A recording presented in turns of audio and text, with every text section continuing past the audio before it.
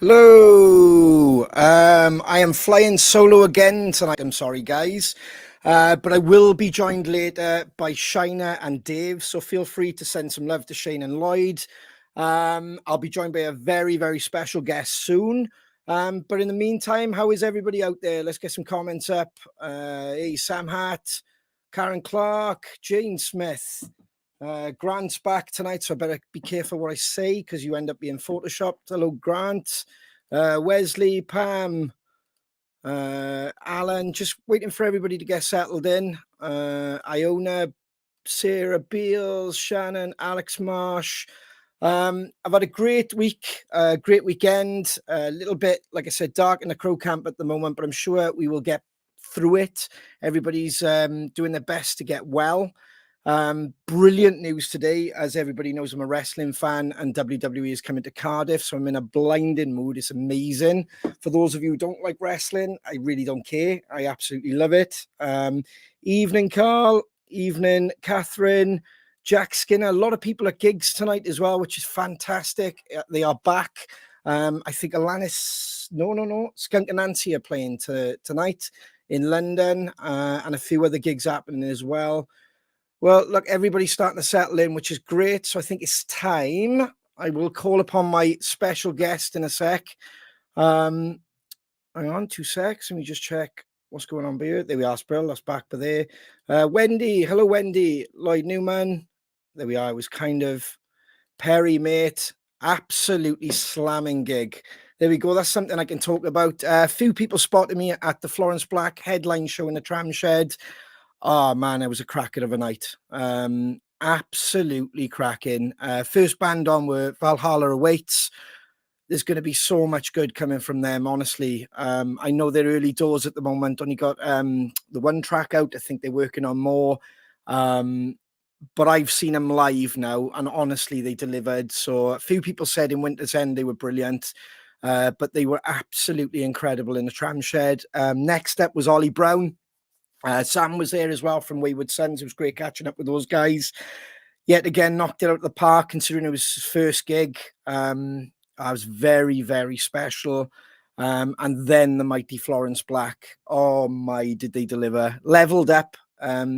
Absolutely proud. And thank you to the boys for the invite as well. It was great to hang out with them.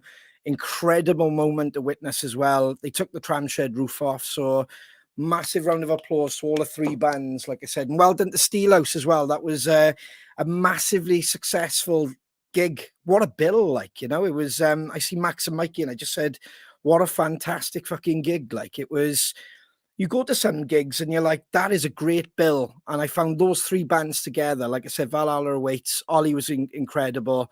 And then Florence Black. Yeah, it was just a pleasure. And it's nice to kind of go and watch gigs as well. Even though I think I got to Florence and I wanted to play, which is always a bastard if you're itching. You kind of want to get back to it, like, you know. So yet again, well done, Steelhouse. Well done, guys. That was incredible. A lot of people putting up about Ghost. Yeah, I can see that, Carly. I haven't managed to catch them on this run, but their production looks incredible. Something I'll be speaking to Kris about is gigs and production and stuff, because like I said, it's fun to get back now. Now we all know we're back on the road and we're trying to do what we can.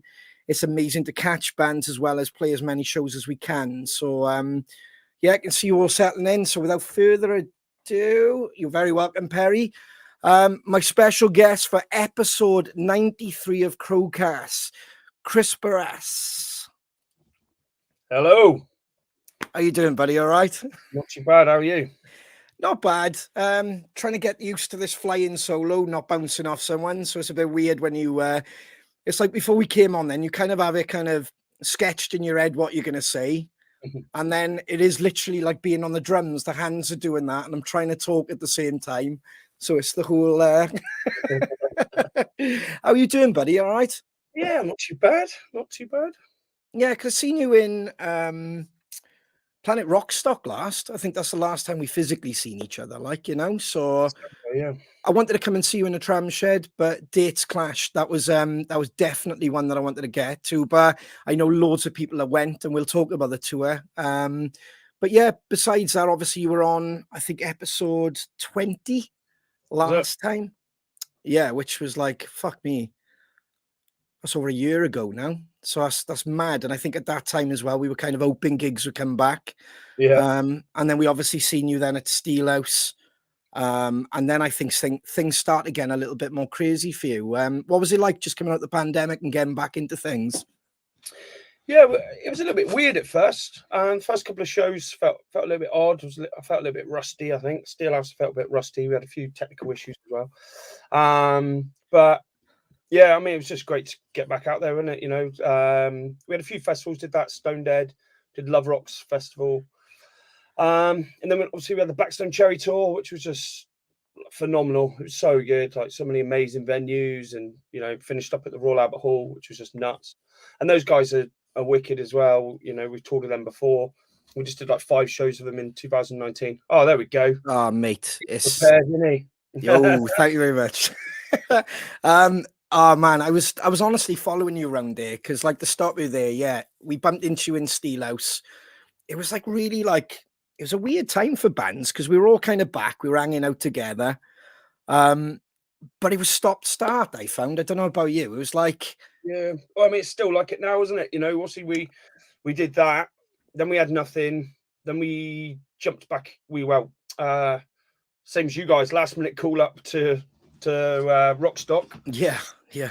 And then we just had this headline tour now, which was just amazing. That was the best tour I've ever done. It was just phenomenal.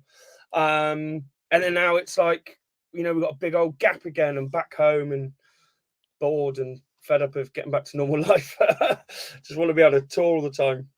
Yeah, it is. It's like I said, it was bizarre. Like, I mean, for us in particular, but I know like you were on a similar path. You did the festivals, and then all of a sudden, like I said, it stopped start, and then you were. It was great to see you had the Blackstone Cherry, which, like I said, that was what I call a run. Like, you know, where you were out. Was there any problems during it? Was it all good? Like, you know, all that COVID safe and everything great, or Yeah, we had no issues with that. There was one show cancelled in Scotland.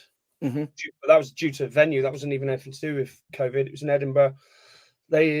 The fire alarms weren't working the day before, and they couldn't get them fixed in time, and there was safety issues, and the venue pulled the show. But other than that, there was no COVID stuff at all. Same my headline tour just gone. We're very, very lucky. We didn't get stopped with by anyone testing positive or anything like that, or getting ill. So yeah, I mean, it's obviously always a worry, isn't it? Every day you're kind of a bit like, but yeah, we got through it all right. Yeah, it was bizarre, man, because obviously, like, you're used to going out on gigs and stuff, and it's always the vocalist you worry about with the voice, especially if you're doing long runs and stuff like that. But it could be anything that could affect the tour, like, you know, because it could be a guitar tech, it could be anybody within the crew. So Yeah, yeah, to manage that, especially like when you go out with Blackstone Cherry and stuff, like we went out with the Wild Hearts. And that was an hard run. I mean, you know, they got their difficulties anyway. You know, as transparent, but it was still the fact of, it was the COVID, you know, the bubble, trying to keep everybody separated. I think one point their TM wasn't happy with us going out, having food even. So we were like, well, that's great, but we got no catering, like, you know, so the fuck are we supposed to eat? Like, do you know what I mean? yeah, So, because I could get the paranoia, because he was like, well, the band are kind of isolated, they got a bus and stuff like that, but you guys are kind of turning up, then you're going out, you go into the pub. So yeah, I just found it a weird period, man, like since you were last on to get to where we are now. Like you just said, you just done the headline tour, which I feel everybody's getting in more of a happy place now, a little bit. It's still not where we need it to be, but it's a bit more comfortable. yeah. I mean, we're not out of the woods yet. It is great that we were able to do that. I did see some things online. Some of the people that had gone to the gigs had ended up catching COVID or whatever. Yeah.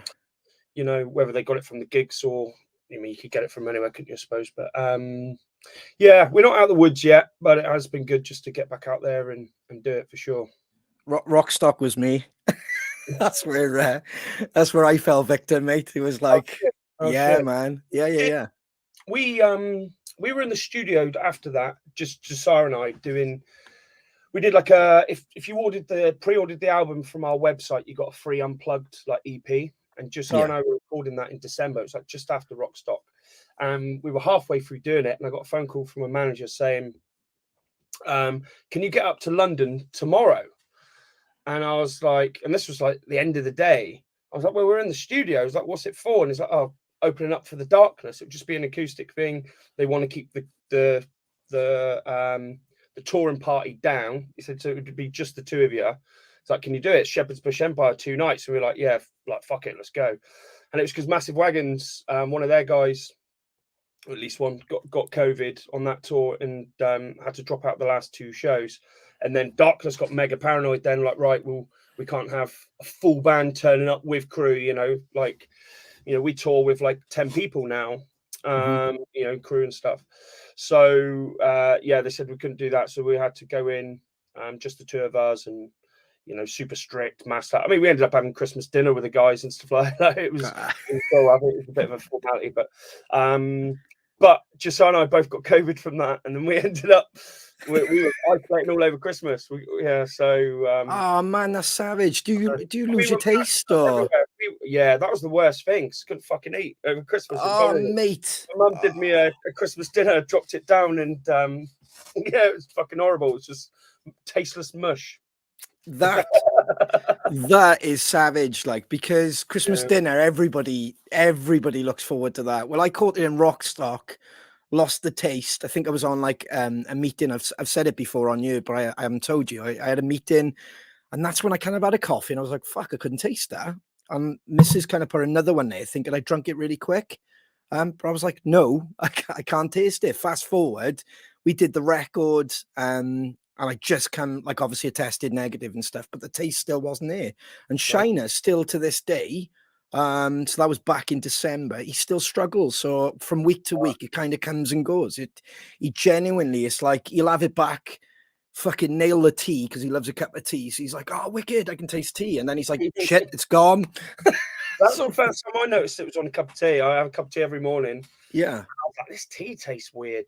And I couldn't work out what it was. And then I thought, oh, fuck. And I did an LFT test, and that was negative. And I just thought, like, I could feel something coming on, but it didn't feel like, I catch colds like at least twice a year. I get one near the start of the year, one near the end of the year, all the time. And I always have the same symptoms. I feel it coming on exactly the same way. And it didn't feel like that. And I was like, so I went and got my PCR the next day, and that was positive. But yeah, I lost my taste for about 10 days. I was pretty ill for about 5 days, like wiped out 5 days, like flu. I was bedridden, really tired and stuff like that. But I was fortunate. I recovered pretty quick after it, and I've got no long effects that I'm aware of, not that I've noticed or anything. So. Yeah, fatigue. I've struggled a bit with the breathing and stuff. I played football on Sunday. Could just feel the breathing it's a bit different. Like, it just feels like I used to be a smoker years ago.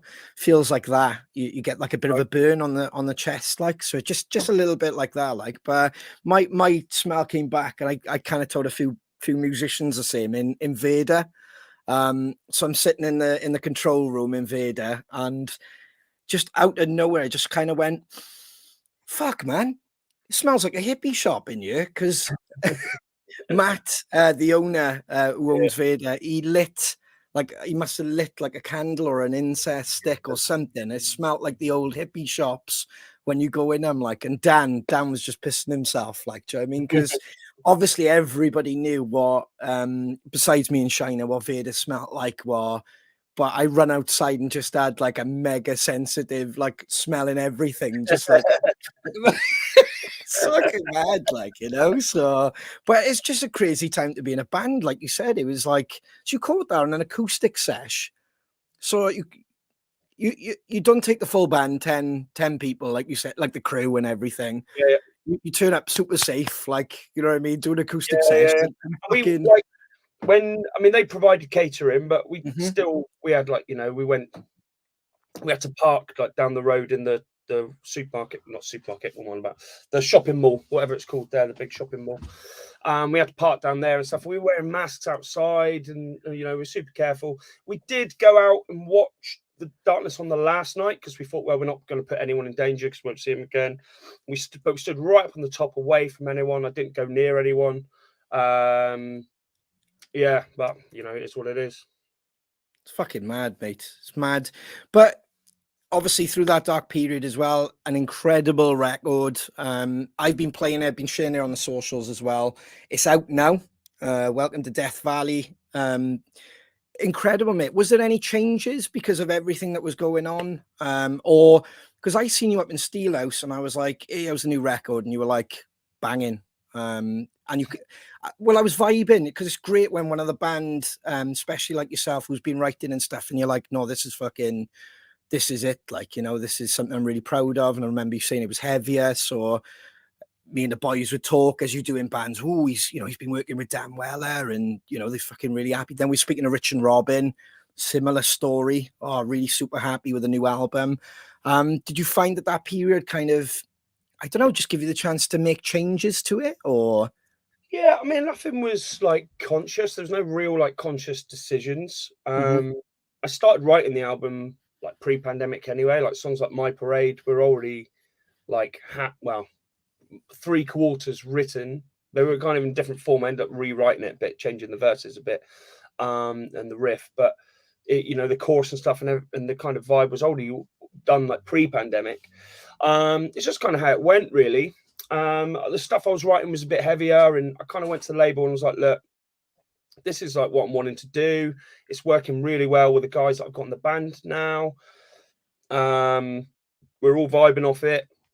What do you think? And we just did some demos sent to them, and they were really cool with it. They liked the sound, and yeah, just went with it. They kind of gave me their full back in, and yeah, it was cool. I mean, you know, it's the only positive of the pandemic really was that I had time to really like, you know, write the songs and work on things. And like I said, like My Parade, I rewrote that probably about 5-6 times, which sometimes can be detrimental, but every time it was getting better. It was just like little things like, it's not quite there.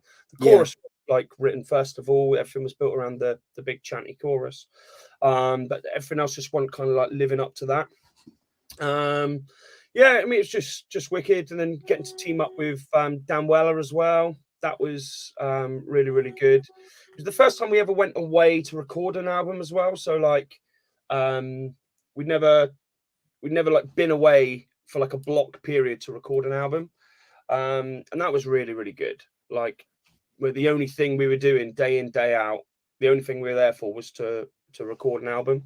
And with someone as legendary as Dan Weller, it was really, really good. And I think that brought a lot out of it. Is that something you'll do again as well? Like, because we always feel we learn from our last record. You're always talking about the next record, especially if you're vibing and what you can take from it. Like, do you know what I mean? So, yeah, I mean, there's lots of factors involved. You know, more than just me sitting here and saying what I would like to happen. But yeah, I mean, obviously we recorded at Vader Studio, same as you, and with Dan. yeah. I'd love to go back there, and I'd love to do it with Dan again if we can get things to line up, and you know, all the boxes that need to be ticked for that to happen get ticked. Then yeah, I'd definitely like to go down the same route. Did you and the boys write a lot in the room and stuff, or did it majority come from yourself? Or yeah, it was mainly me and working with songwriters in the States. Actually, I teamed up with a few guys out there, and that was a great experience for me. You know, working with guys that, you know, top class songwriters that, you know, write for bands like Blackstone Cherry, Hailstorm, Nickelback, Shinedown, all these like huge bands. Outbridge, they've worked with all these kind of bands. So that was a pretty cool experience, really. And you know, just things like on My Parade, I ended up collaborating with a guy that just came up with a few ideas for the verse that, you know, and it just took me a bit. It wasn't something that I'd ever thought of doing. You know, I was in a completely different direction. When he suggested something, I was like, oh wow. And then that gave me something to like run with. And yeah, it was really, really good. yeah, I mean, from a drumming point and especially melodically as well, especially top lines. I said to the boys when the record dropped, I was like, it's got so many hooks. It's really meaty. The riffs are still there, so it's still you know, where a lot of people kind of thought, oh, you know, he's gone heavier and stuff. It's still there, but it's just more weighty, which is quite a word around our camp at the moment. It's got a lot more weight. The record has. I mean, some of the tracks for me was Wake Me When It's Over. I love that.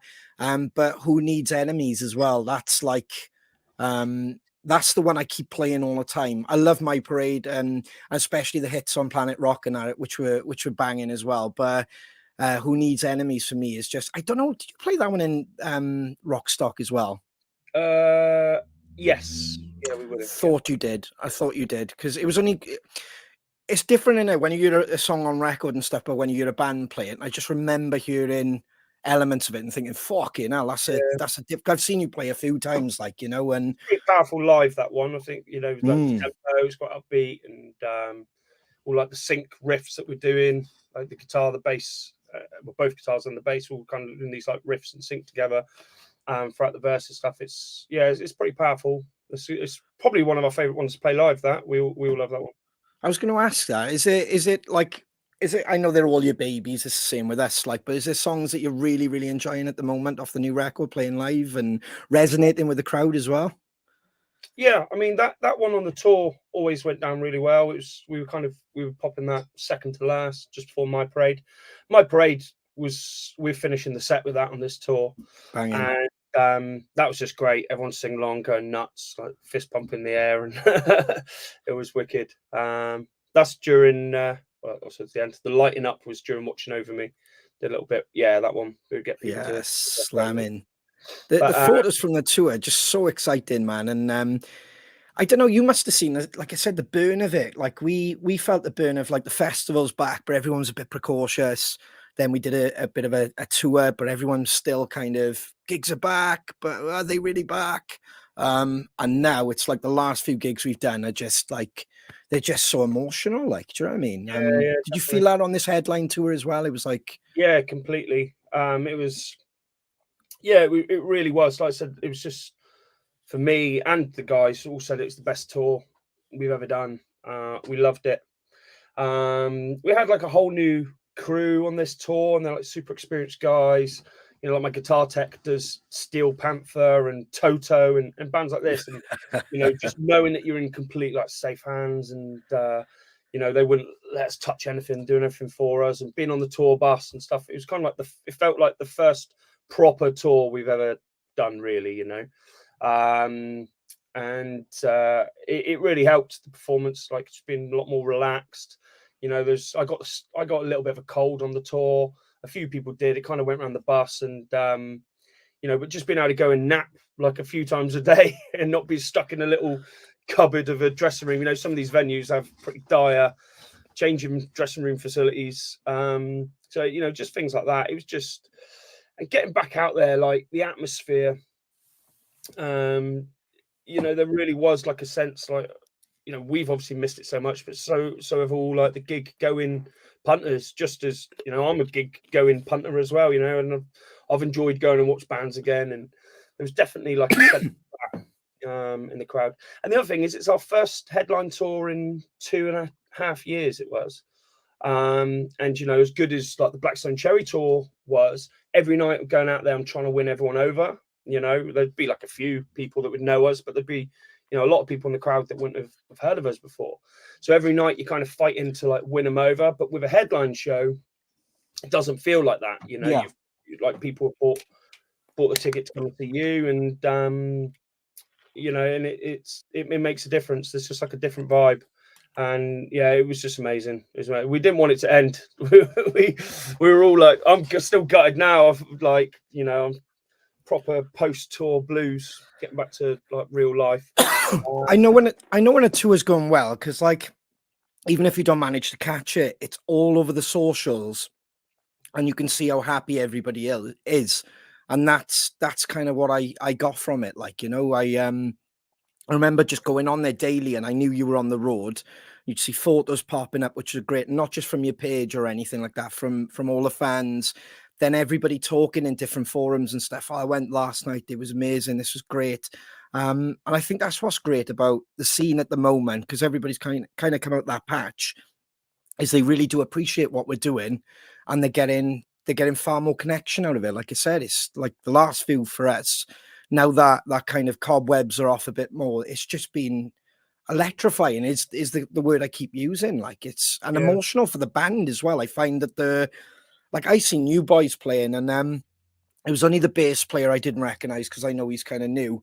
But still, the vibes off you was so cool. You know, the cheeky smiles, and it's not, you know, when it's real and when it's happening, and it was really happening. There's a good energy of the band, and that's what I'm liking from bands. Like I said on earlier on, I went to watch 3 bands play on the weekend, and you can't fake that. If you're having a great time on stage, that everybody else sees that, and that kind of pours on and off. Like, do you know what I mean? And I find at the moment it's just a two-way. It's incredible, man. And I suppose that's where you got caught up, was it? Yeah, I couldn't say it any better myself. That's exactly it. Yeah, every night we were loving it. Joe, every night we were always like, we'd finish the set and we'd go off before the encore, and we'd always be like, that went really quick. Like every night we were surprised at how quick it went. And we were doing 90 minutes, and it was always like, you know, previous tours I've done 90 minutes, it's been like, oh god, I'm feeling really tired. Like these like shows were just flying by, and yeah, we felt like, you know, we could have kept like going all night. Not allowed.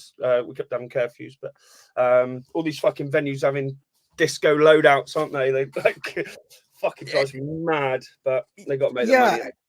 I mean, we did a run in November. Fucking hell, everything just feels a bit like, I'm trying to think of when things were, because like I'm thinking, oh, I don't think we've done that much, but the same as you have. As soon as you hit the traps, you've done fucking shitloads, like, you know. But I just realised now we did a run in November, and we had the same issue where you get used to a certain time to go on, and then the DJ, the Thursday, the Friday, or the Saturday night hits, and it's like early curfew tonight, boys. And you're like, what the? Annoying. It's annoying. That's fucking mental, mate. But yeah, like every night the set was just going so quickly. We were just like, fuck, you know, just loved it. Every minute of it. Every minute. Switching back the record as well, massive congrats. Deserved all the success. Honestly, it's an incredible record. How do you find the campaign? Do you find it like Yeah, it's good. Fun? Yeah, I think the response overall was amazing, you know, and obviously chart positions all done on, you know, pre-order. We had a strong pre-order and strong week 1, but we also had a really strong week 2 and a week 3. So we didn't put all our eggs in one basket, you know, and yes, managed to steer clear of, you know, any price reduction tactics and stuff like that. I know some bands like to do it, and that's cool, but you know, I think it affects you in the long run. Doesn't put enough as much money back in the pot to get reinvested from the label or whatever.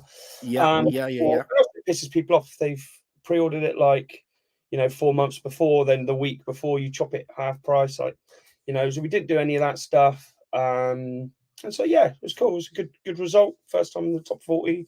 Like I said, we had really good figures on week 2 and week 3. We were still in the rock charts, at least on week 4. I don't know if we still are now. How long's it been? But we're probably out of it now. But we were still in like the top 40 on the rock charts several weeks after. We were still selling good numbers every week, which for me is a good sign. Like, you know, week 1 figures gets you high up on the chart, but actually how many you sell overall was, which, you know, doesn't necessarily reflect in the chart position, but how many you sell overall is probably more important for the behind the scenes stuff and getting financed for future things, you know, the business it's side. longevity, man, because that's what the labels want to see as well. Is obviously it's not the quick pop, it's the longevity, it's putting the bums on the seats, it's buying the records.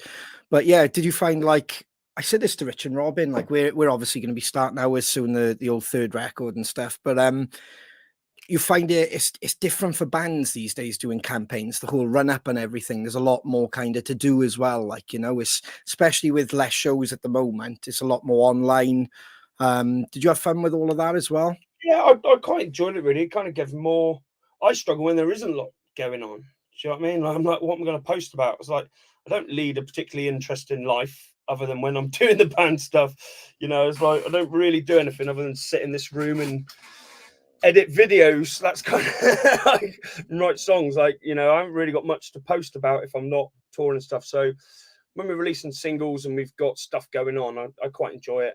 Having stuff to actually shout about. It's the periods in between where there's not a lot going on. I'm like, do I just post a picture of my breakfast. I'm not one for selfies, you know. I can't fucking stand, you know, constant selfies and stuff. So yeah, I quite like it when there's a lot going on with a tour or, you know, like an album campaign. You've got lots to post about. It's exciting. You're seeing, you know, people digging what you're doing, and you know, it kind of makes it all worthwhile for me, really, that kind of stuff. Were you heavily involved with the videos? Yeah, I mean, I edit a lot of the stuff. Cool, very I cool. mean, like the My Parade video, and Dead Horses videos. I mean, I put everything in plan and kind of I came up with concepts. So particularly My Parade, I wrote the whole idea of that.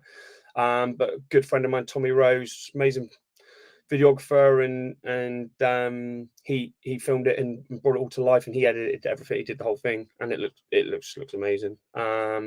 So yeah, very lucky to have, you know, obviously I work in the filming industry as well as the music industry. So you know, I've got lucky to have some good friends that can pull stuff like that out of the bag, and that's, I mean, My Parade's my favorite video I've ever done. I love that. I do all like the smaller stuff, any tour promos or anything like that, or any smaller promos you see will always be me that would have done it. The My Parade acoustic video, I did that.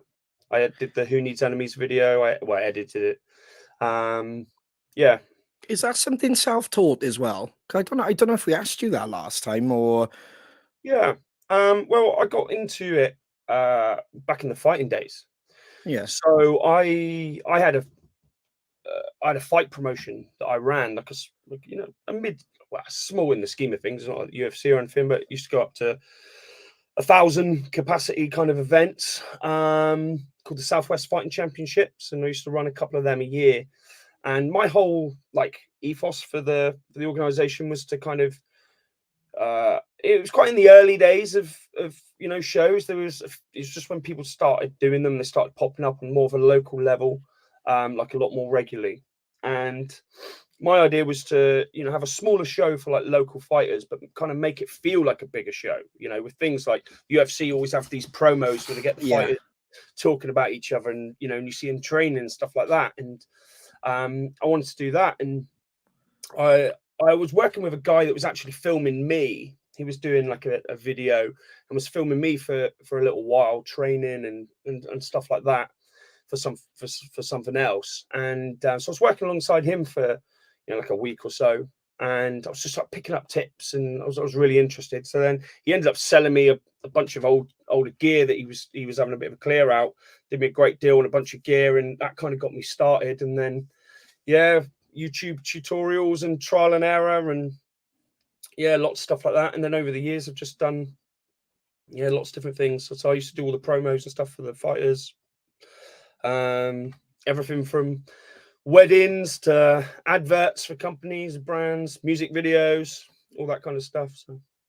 No, I find it fascinating because obviously I dabbled with like Photoshop years ago, but the same thing. I was around a few people who were great at it, and then slowly but surely YouTube videos, you upgrade your gear, then you get into it a bit more, you upgrade that, and then you find yourself dabbling and doing little bits and bobs, like, do you know what I mean? And yeah, I just find it interesting. Especially, I thought you might have been more hands-on with your stuff as well, because you do find that, especially if you're great behind the camera, or the editing, as you said, you've got a clear idea or a vision of how you want it to be or how you want it to look. So it's really super fucking handy when you know how to do all of that, because Yeah, it's rather than kind of going to the guy, yeah, that's great, but you know, 3 minutes, 22 seconds, I don't like that clip. Can you look through the arc? You know what I it's mean? not so much about that. It's more about just like, you know, the money aspect. I mean, like a guy like Tommy, you know, we're always like on the same page with things. You know, anything he does, I think's awesome, but I've very rarely got to suggest anything, you know, when he does something.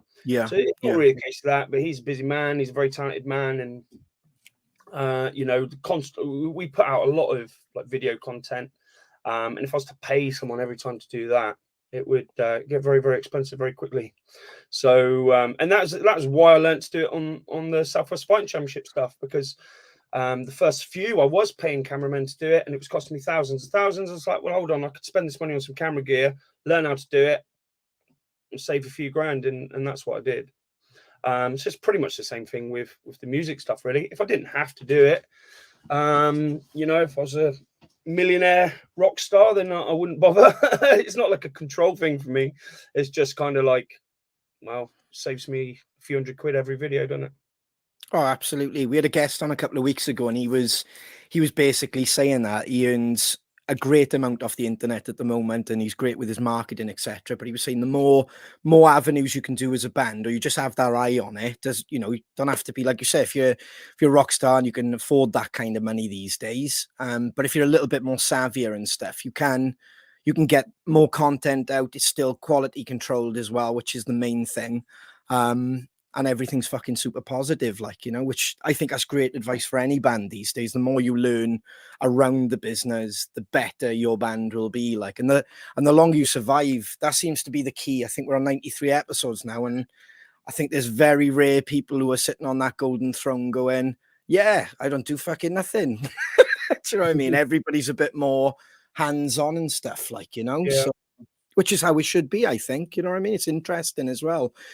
What's happening with the guys with Supersonic Blues Machine at the moment? Have you managed to get out there as well at the moment, or? Yeah, so I was out in LA in December, doing a bunch of videos. So yeah, we got singles coming out over the next few months. I think there's an announcement on Friday. I saw a little teaser today saying that something's coming on Friday. So I don't know if it's a single or if it's an album announcement or whatever, but there's definitely stuff coming this year. The album was recorded ages ago. It's recorded just before the pandemic. I was out, January 2020. We recorded the album. Oh shit! Yeah, it just got lots of hold-ups. Yeah. The States was quite a tricky place during COVID because every state had different rules, and then some would open up and some wouldn't, and just made it a little bit difficult with some of the guests and things like that. And then when scheduling the album release, we kind of had to work it around, stuff that I had in place as well. Obviously, I was doing my own album, and we had a tour in place, and obviously both bands are on the same record label, and it was kind of like, well, Kris has a tour in place. He has to have the album out before the tour. We can't put out the Supersonic album too close to that album, and so it was a little bit complicated working out when to get everything like lined up, but they worked it out, and over the next few months. Yeah, it's always going to be a hard project to get everybody lined up because you're all like massively super busy. Like Kenny, I think, I can't remember who I seen him drumming for the other. I think it was about 3 or 4 different people because he's just so fucking. He's everywhere. Like, he's an incredible drummer. I've said that before to you. The man's a beast. Like, but that's exciting. But you managed to catch up with him in the last 12 months, 18 months, which is cool. In December, I was out there for a week or two. And it was really cool. Took a bunch of new videos and hung out, and it was wicked, really good. Sunny, get some December sunshine. It's on the list, mate. Honestly, I think we had a tease last week in Wales. It was like, oh, here it comes, and then out my window now. It's fucking terrible. It's absolutely terrible. Like, so you got some exciting things coming up. I know a lot we can't talk about, which is like it's exciting probably towards the end of the year, but you got Wembley coming up, dude, which is fucking hell, that's incredible with Thunder. That one's like, I mean, obviously Wembley is one of those places that's another like bucket list kind of venue, isn't it? It's just an iconic place. I don't necessarily think it's the best venue in the world. I've seen a few bands there. I've seen a UFC there as well. But did you go to that recently? Sorry to be rude. Did you go to that? No, this was years and years ago. I went to that. I wouldn't go again. Not at Wembley. No. Unless you got like seats which cost you £1,000. The viewing's not very great. Yeah, it's too little. I don't even remember our fit because I couldn't see very well and ended up just getting fucking smashed. And I don't remember.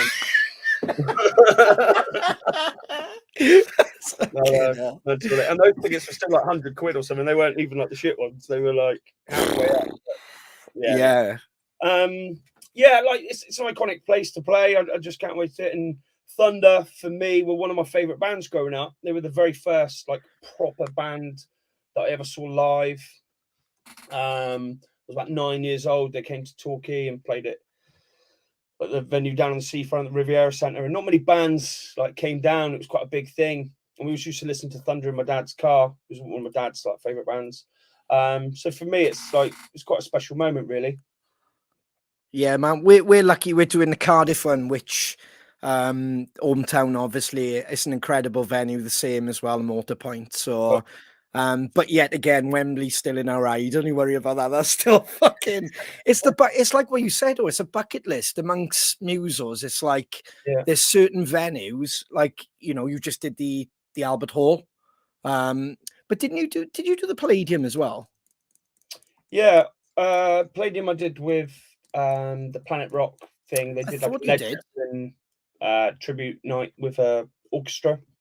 But have you done the Palladium before that, or no? That was fuck me. See what I mean? That's not a bad. That's on a roll with the bucket list. Yeah, like, you know what I'm saying? You know, that's 2020.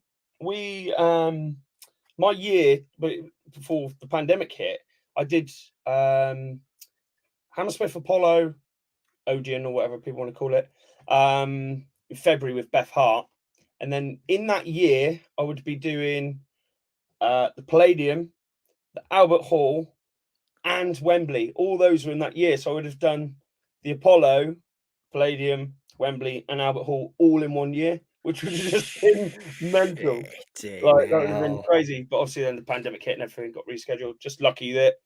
Just fortunate that they're still going ahead and able to do it. Yeah, I think that's the key to what you just said. Fortunately, they're still going ahead. Fortunately, you're still getting the ticks off the list, because otherwise, the amount of books people would have of like what could have happened is just fucking immense. Like, I didn't know that. That is that's a year to talk about, really, isn't it? That's like fucking hell. That's an overdose of like unbelievable shows. That's incredible, but it's still wicked. Like I said, considering the last time we talked on here. Life was pretty grim. None of us kind of knew where we were going from it. Take it with a pinch of salt. Is this on? Is that on? I remember us asking you what was planned, and you were like, well, no one really knows what is planned. Like, these are what I've got. If it happens, amazing. If it doesn't, I think they got rescheduled. And like fast forward now, we're talking, it's April, episode 93, and you've just played Palladium, Albert Hall. You're about to do Wembley. It's successful headline tour, an album, as you said, which is still selling really, really well, which is the key to this industry at the moment, is continue selling records. Amazing, mate. Absolutely immense. Like, and the boys got to be happy as well. Yeah. Yeah. I mean, like I said, like the atmosphere on this last tour was just amazing. All day, every day. It was just brilliant. It was, I honestly had the time of my life. We just didn't want it to end. It's just hard because we all live in different places. Everyone, goes back to their own lives, and everyone's got jobs. And it's quite hard going from being, rock stars for, in inverted commas, for 3 weeks to then having to go back and live normal lives. Well, fingers crossed. Like what we touched on earlier, everything's starting to kind of straighten out a bit, because obviously the next route for you would have been Europe, etc. This summer, same as us, but everything we're trying to work out, because there's no clear roads due to Brexit and COVID happening at the same time. A lot of bands are kind of waiting for our cycle now, and where they're still catching up, I suppose. So. Yeah, definitely. And I mean, we were just starting to make a little bit of a dent on like the bigger territories in Europe, Germany, Holland, France, places like that. 2019, yeah, where we could go and we could do like a headline tour and sell a couple hundred tickets, few hundred tickets, which is good. And we had something to build upon. But now I kind of feel like we've got to start from scratch again a little bit. But hopefully we'll get on like a support tour or something. I think that's the aim. Get on a support tour for Europe. And then we did have one lined up. I don't know if I'll be allowed to say who it was, but we had a really good tour lined up. It was quite hard to make it work financially. I'm not sure if it would have happened. But we had it in the bag. But then that got cancelled because of COVID. That would have already happened. So yeah, hopefully something like that will come across again, and we can get back out there. Because like I said, we were, we were doing fairly well over there, and I think it's the key for a band to be able to survive. You can't survive, financially just being in the UK, because once you get to, the level we're at now, the size venues we're doing now, you can't play venues like Rock City twice in 1 year. Unless you're like a huge band.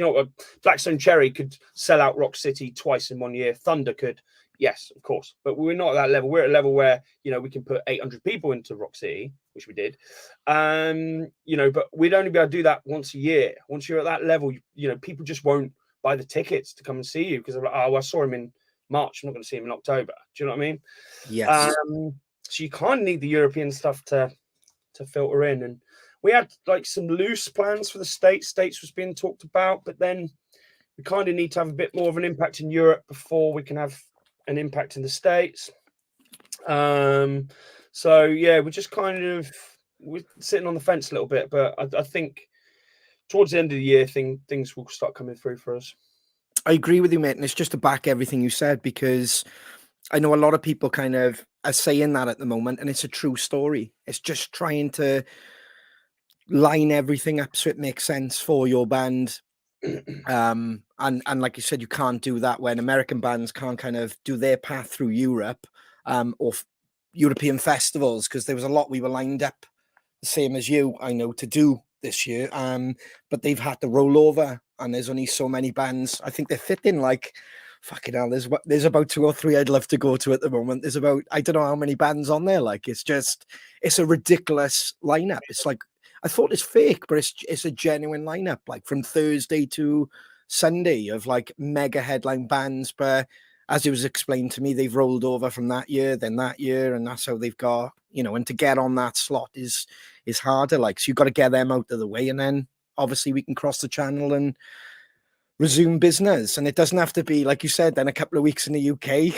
It's fucking, we're all on the road for a long time then, which is what we're kind of biting at the bit to do, like, I mean, it's going to take a good couple of years for everything to kind of correct itself. And obviously with all the financial stuff going on at the moment too, people are worried. I'm worried. Lots of people are worried. The rise in energy costs, fuel costs, it affects absolutely everything.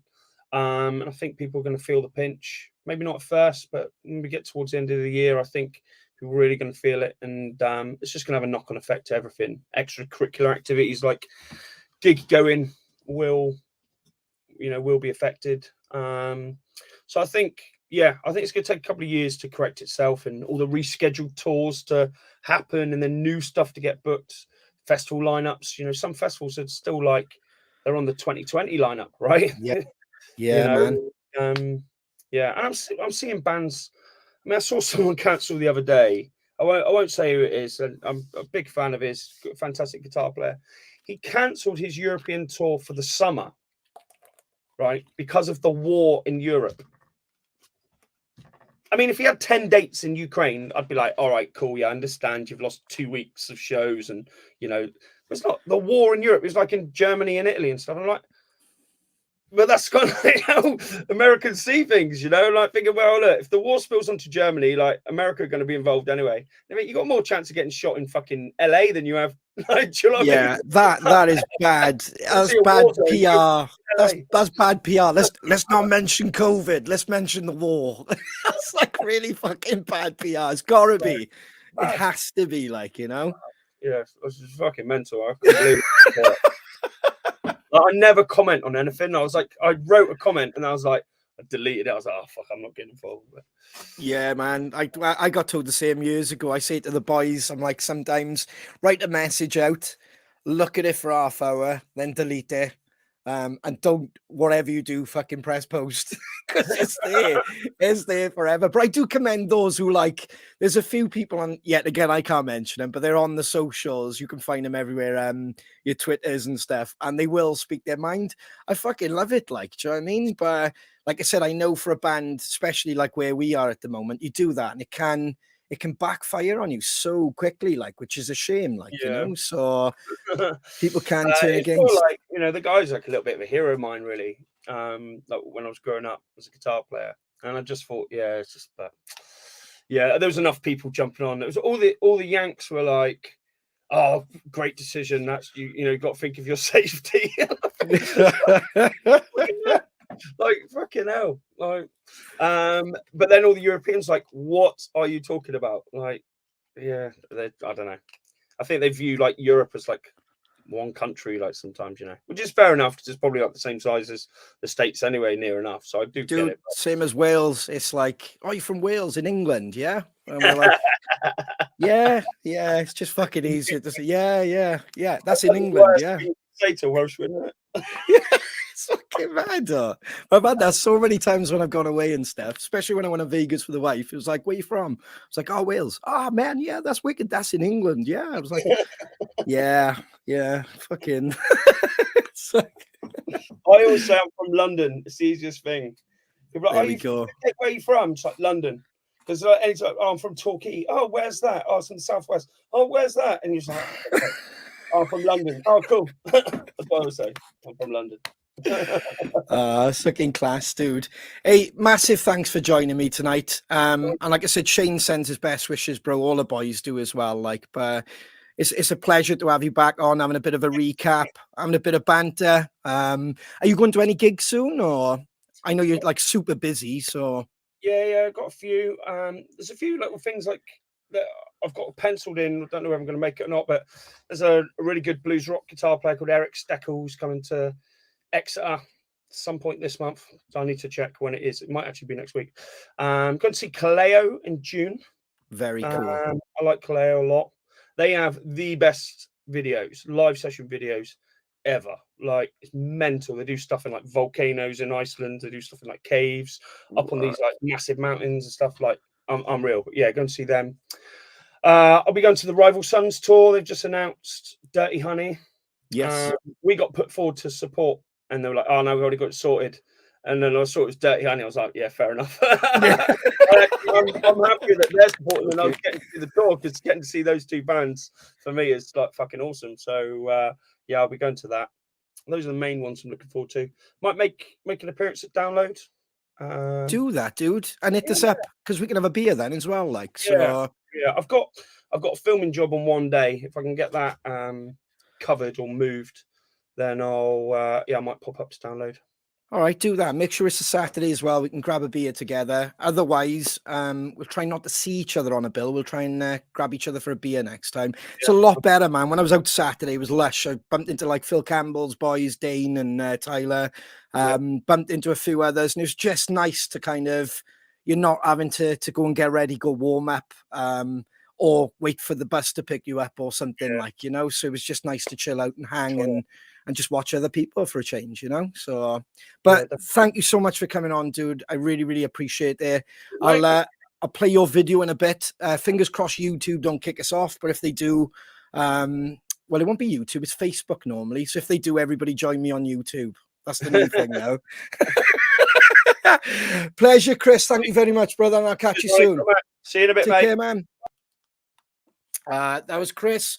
Yet again, I'll put the link to his website along the bottom for you guys. Death Valley Paradise is out now. So if you visit www.krisbarrasband.com, please. And this is his cool video. It's an awesome video, and I didn't realize he was so much behind it. This is My Parade.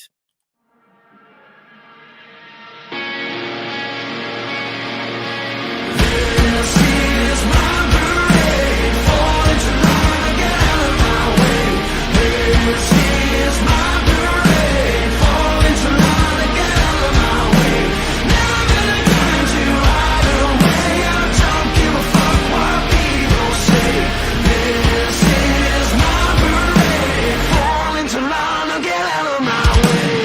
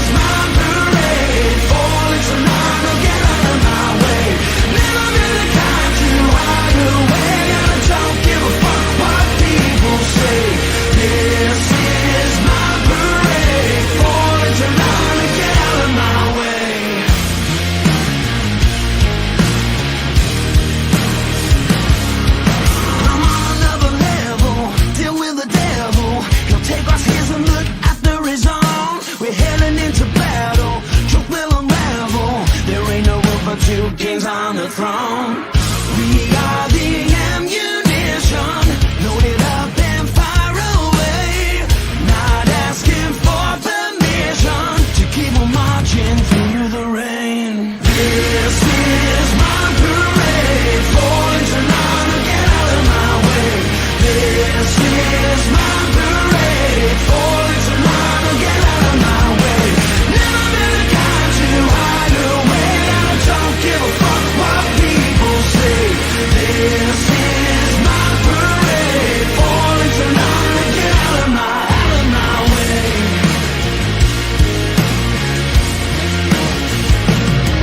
You can close those doors, but we're kicking them down. 'Cause karma is a bitch, and she's coming around. 'Cause this is my parade. Yeah, this is my parade. This is my parade. Falling to none, get out of my way. This is my parade. Falling to none, get out of my way. Never been the kind to hide away, and I don't give a fuck what people say. This is my parade. Falling to none, get out of my way. And I don't give a fuck what people say. And I don't give a fuck what people say.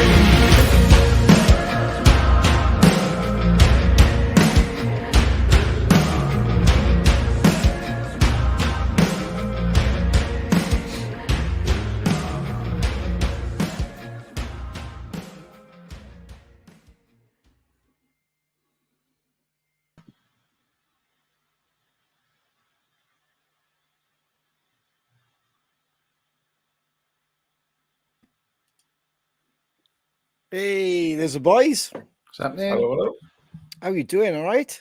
Aye, not bad, like, not bad. That was a great track. I love that video as well. Such a cool video. Fair play. Yeah, that's the first time I see the video. I was like, yeah, that's a good video. It's a cracking video, isn't it? That's a Yeah. really, really cool. You know, when you see something, it grabs your attention. It reminds me of like Kerrang years ago when it was actually good. You know, like the videos were when they first came out, like when Green Day and stuff like that. You know, when you Yeah, see it's those really cool. Yeah, it's the Green Day video, isn't it, for the 9-minute song. Oh, whatever that one is. Yeah. It's just got it's got the right amount of grit. It's got the right. It's just cool. It grabbed my attention. It keeps you with it. Then, like you know, helps being a top tune as well. Like you know, so Good job, Chris. Good yeah, job, very son. good job, Chris. Yeah. Everybody go and check out his website. I'll put a link back up again afterwards. Nice to hear the record is doing so well. It's a banging record. We've all been listening to it. How are you doing, Davo? Pretty good. Yep. Yeah, And I good still week, tripped dude, down with the to London dogs. last weekend. Oh, lovely. So went to see the in-laws. Went out there a night out in Camden. Got absolutely slammed. And then spent the next couple of days just chilling out. But that was nice. Went to see Scarlet Rebels. Oh, very cool. You've been to the gigs as well, yeah? Yeah, He's back. Very much enjoyed it. It was good.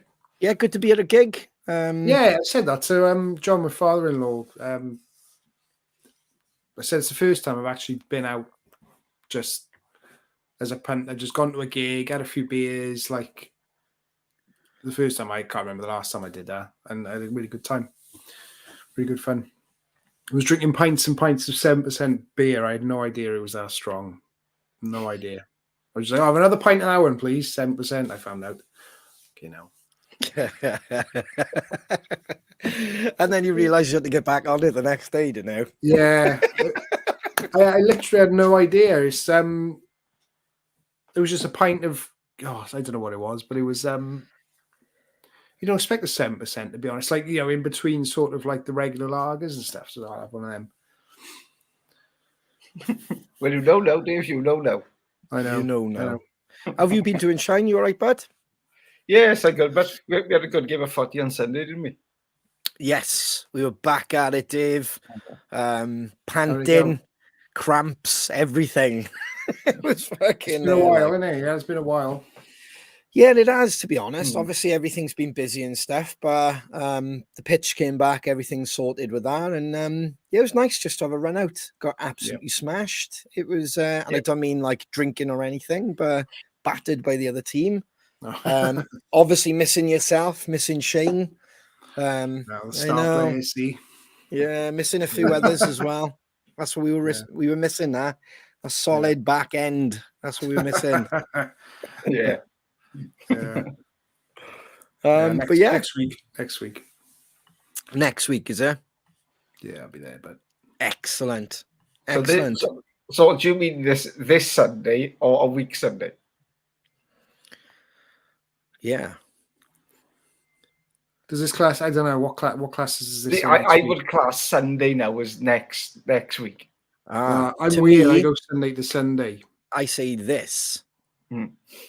So because it's like coming up, I would say this Sunday. So next Sunday to me would be like the one after a week Sunday. Ah, right.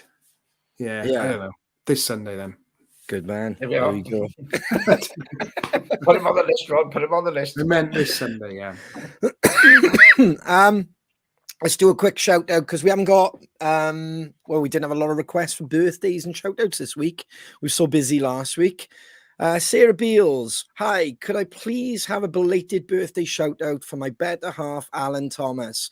It was his birthday on the 7th, but we missed last Crowcast as we were stuck in T2 Manchester. Poor thing is currently suffering with the dreaded Rona. Cheers. Happy birthday, Alan. Happy birthday. Yeah. I hope you're okay, dude. Yeah, or speedy recovery. But that's it. That was the birthdays and shout outs. It was a nice quick one. Yeah, but yeah.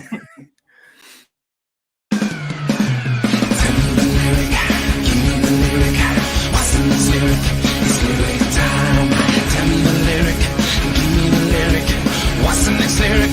It's lyric time. What's the next line? What's the next line? What's the next line?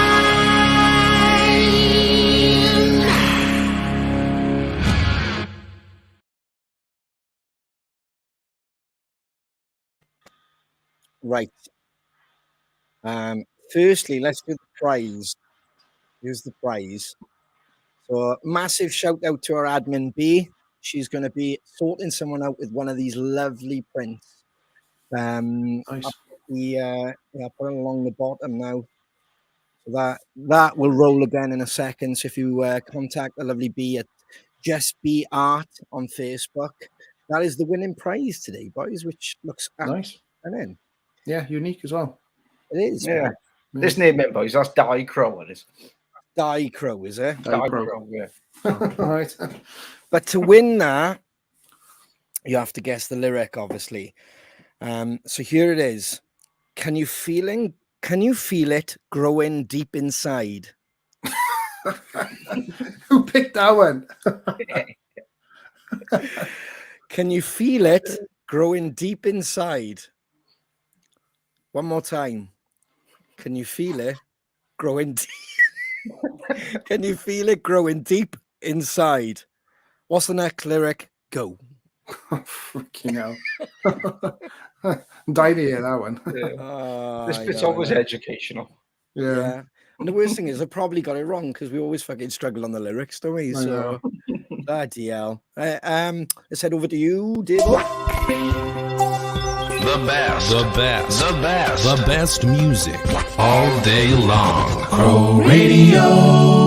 Crow Radio. Available now via Those Damn Crows Spotify page. Don't forget to click the green heart.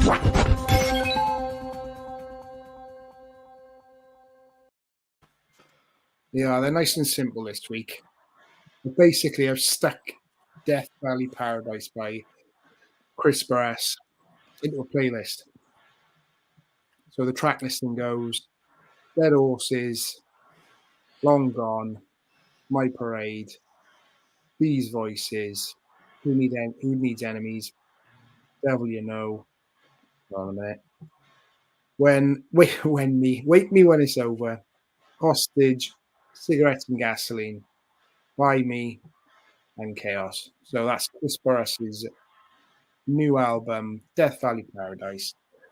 Green art, downwards facing arrow, share it to your mates. I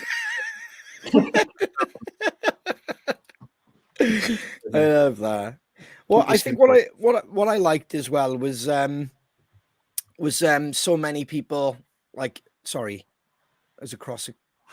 No, there we are. Yeah, what I liked about when I spoke to Kris as well is the similarities. Obviously, recorded a Vader and that, so it was nice. Hearing the similar stories, how we enjoyed being at the studio. I didn't realize that's the first time they've been together as a band, so yeah. it's a nice gesture that is to kind of bang it up, like, you know. Yeah, absolutely, yeah. Yeah. It brought back all their memories, but of when you were saying round about the incest, I was just like, no idea. Don't know. Yeah. I hope I said it right. I don't even know if I did one of my like Ronnie-isms of saying it. You did. I did. I said it wrong, did I? Yeah. I was like, I got to about 10 minutes afterwards. I was like, so how would you say that? Incense. Incest. I said No, incest. no, that's what he said. Yeah. What did I say? Incest. Oh, fuck Yeah. yeah. Insect or Oh, well. incest. Oh, well. Yeah. It's a book. I'm going to have to bring out the 101 fucking Ronnie-isms, innit? Yeah. Incest. Jesus Christ alive. Like, just waiting for clarification on the winner. 2 seconds. There we are. Perfect. I think I've got it. So we have a winner. We do have a winner. Sorry, I know this. This is normally a lot smoother when Shane does it. But let me see if I can find. There we go. I think I got it. So the lyric was, "Can you feel it growing deep inside?" Oh yeah, I forgot about that. I totally forgot about that. And it came from the song "Say It." And the answer is, as you battle with your shame. As you battle with your shame. Can you feel it growing deep inside as you battle with your shame? From Say It. Shiner, you look in shock there. And the winner is Donna Lennox. Oh, well done. Donna Lennox. So if you contact B, she'll sort you out with one of those tremendous prints. Let me get the banner going across the bottom as well, guys. So if you like these, head over to Just Be Art on Facebook. Thank you, B. Thank you very much. Tremendous. That's incredible. That's very, very talented. So yeah, if you want one of them, head over to www.facebook.com. Just Be Art. I tell you what, let's go back to you, Dave.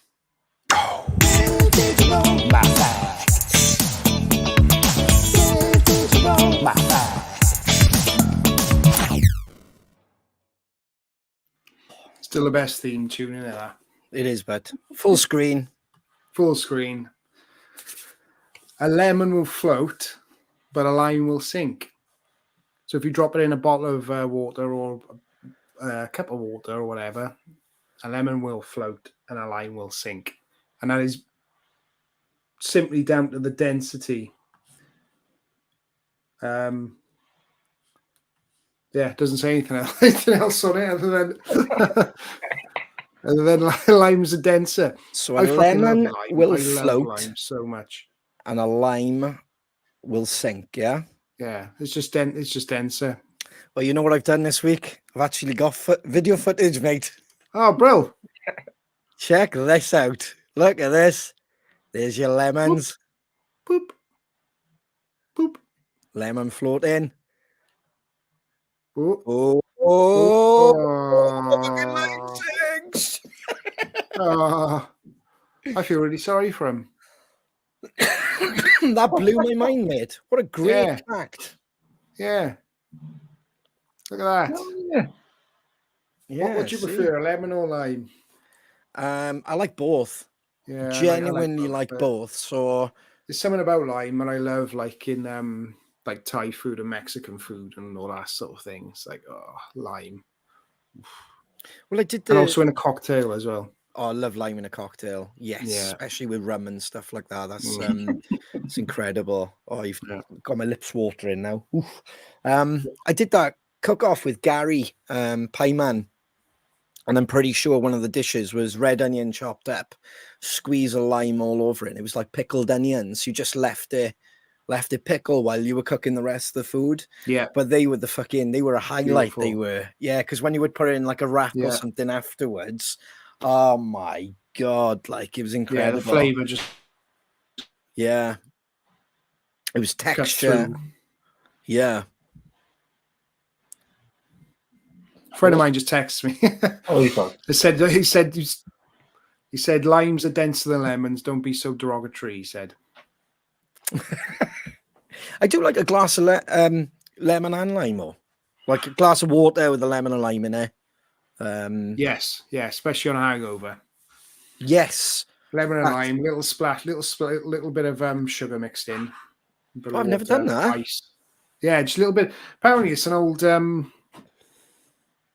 Apparently, it's good for your hydration. So have a tiny bit of salt, tiny bit of sugar in there, and that helps your body absorb it. And the lemon and the lime. Oh. Yeah. Yeah. Kim Williams is reminding me. It's lime pickle. Yes. Fucking Yeah. love lime pickle. Yeah, B was just saying now, Darren and I was very drunk on tequila. That was the night we were doing the shots. Yeah, because Pieman kept saying shots, so I can't remember what it was. If something was said, it was shots. And obviously, you can imagine us, innit?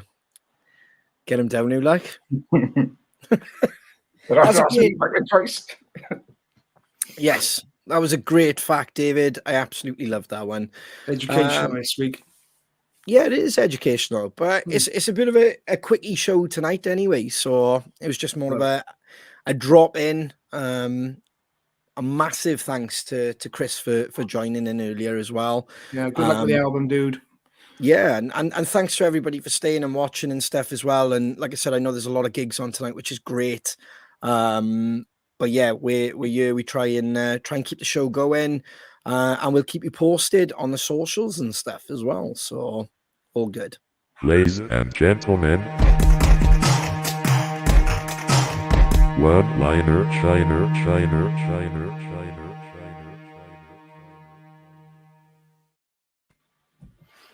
So this is a total coincidence, right? I carried on the lime theme.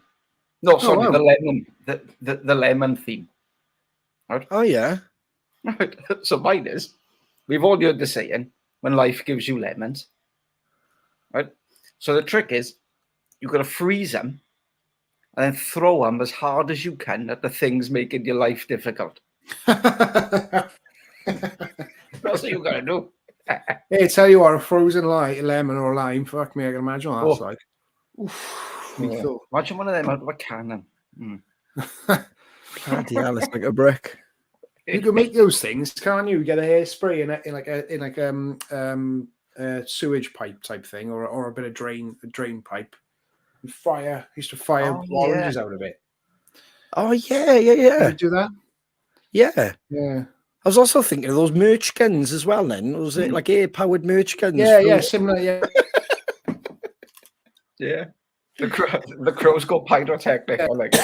Similar Oh. sort of thing. It's a bit more illegal what I was talking about. Thank you, Crow Thank you. family. This was episode 93. Go and give Lloyd and Shane some love. Fingers crossed everything will be back to normal as soon as we can get them there. But this was episode 93. Thank you very much. Good night.